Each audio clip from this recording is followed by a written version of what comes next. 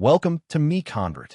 In this tutorial, I'll show you how to convert WMV files to WEBM format, completely free and online.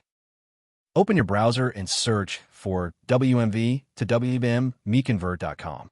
Click on the first result to go directly to the converter. You're now on the WMV to WEBM converter page. The interface is clean and easy to use. Let's upload a file. Click the Choose File button. A file picker will open. Select the WMV file you want to convert, then click Open. Your file is loaded and ready. You can see the file name, size, and target format.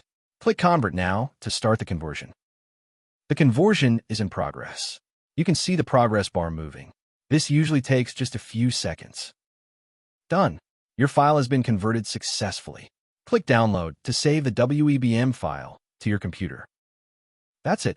Visit MiConvert.com for more free conversion tools. Subscribe for more tutorials. Thanks for watching.